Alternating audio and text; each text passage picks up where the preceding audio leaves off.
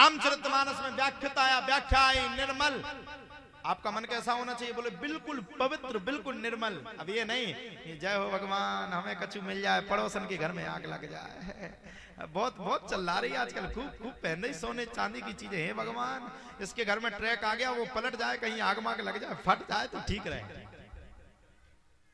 अपने सुख से इस संसार में कोई, अपने दुख से मैया कोई दुखी नहीं है। सही बात है कि नहीं? अच्छा सही बताओ, सही बात है कि नहीं? अपने दुख से दुखी नहीं। पड़ोसन का अगर एकाध कछु आ गया या मकाने पे पेंटिंग होने लगी, हे भगवान बगल में तो देखो 5-5 हजार की पेंटिंग चल रही है, यहाँ 1,000 नहीं बीत रहे, या तो इसको सही कर दो या हमें पैसा दे दो। बुरा जो देखन में चला मुझसे बुरा ना कोई। अरे हम किसी का अगर बुरा देखेंगे तो हमसे बड़ा बुरा कोई नहीं है। सुदामा ने क्या कहा मैया पता है आप सबको? क्या कहा बताइए, क्या कहा? सुदामा के पड़ोसी सुदामा जी को भिक्षा नहीं देते थे मैया।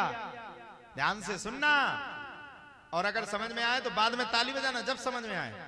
सुदामा के पड़ोसी सुदामा को भिक्षा नहीं देते थे, लेकिन जब भगवान ने आदेश किया, विश्वकर्मा भगवान से कहा जाओ सुदामा के लिए सबसे अच्छी नगरी बना करके आओ, और जब विश्वकर्मा जी भगवान पहुंचे तो सुदामा जी की पत्नी ने कहा कि मेरा अगर आपको घर अच्छा बनाना है, महल की तरह बनाना है, तो मुझसे पहले मेरे पड़ोसियों का महल मुझसे अच्छा बनाना पड़ेगा, तब मैं उस महल में रहने के लिए लायक बना।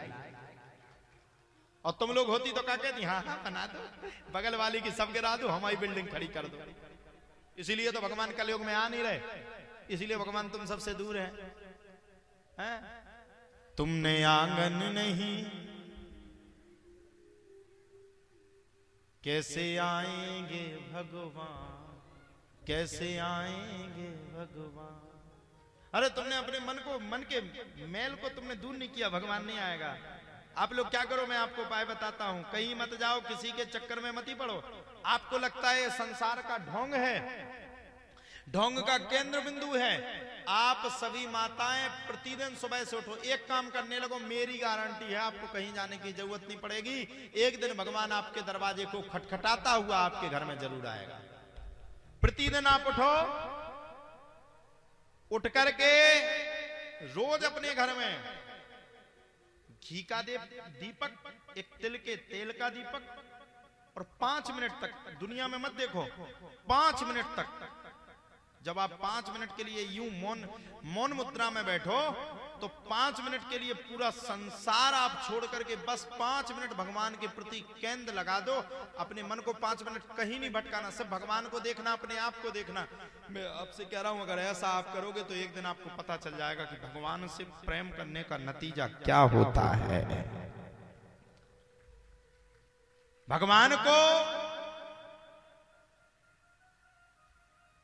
पाने का सही मतलब, सही नतीजा क्या होता है।